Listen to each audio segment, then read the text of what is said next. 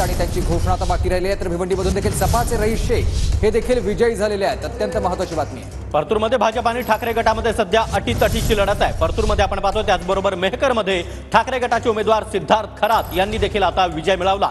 शिंदे गटाचे संजय रायमुलकर यांचा पराभव झाला। कामगार कल्याण योजना असेल, एसटी भाड्यामध्ये 50% सवलत देण्याच्या बाबतीमध्ये योजना असेल, माता भगिनींनी शिक्षण घेण्यासाठी त्यांना सवलत देण्याच्या बाबतीमधली योजना असेल, विविध योजना आहेत। या सगळ्या योजनांचा फायदा हा निश्चित स्वरूपी झाला। पण एकंदरीतच ह्या राज्यामध्ये महायुतीचाच मुख्यमंत्री असावा अशा प्रकारचा कौल जनतेने दिलेला आहे। मी नवीन कार्यकर्ता आहे आणि मला आज इथं काम करायची संधी मिळालेली आहे। वरिष्ठ पातळीवर जो काही निर्णय होईल त्याप्रमाणे आपल्याला भविष्य काळामध्ये ते कळेल। निवडणुकीमध्ये प्रचारादरम्यान आपल्यावरती वेगवेगळे आरोप करण्यात आले, असे सुद्धा आरोप करण्यात आले। मतदारांनी आपल्याला कौल दिलेला आहे, जे अपेक्षित यश होतं ते मिळाले। आरोप काय झाले?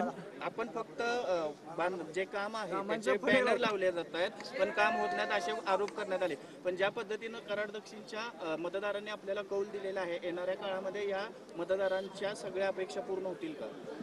मला आज जनतेचे जेवढे मी आभार मानेन तेवढे थोडे आहेत। जनतेने माझ्यावर खूप ऋण केलेलं आहे। मला आज संधी दिलेली आहे काम करण्याची।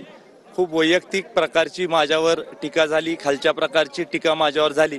खरं मला दुःख एका गोष्टीचं आहे की माझ्यावर टीका झाली याचं मला बिलकुल दुःख नाही, पण आमचे जे हयात नाहीत वाडवडील त्यांना पण सोडलं नाही आणि खूप खालच्या पातळीवरची टीका केली। मला वाटत होतं की विरोधक स्वतःला म्हणतात आम्ही सुसंस्कृत आहे, आम्ही चांगला शिंदे गटाच्या या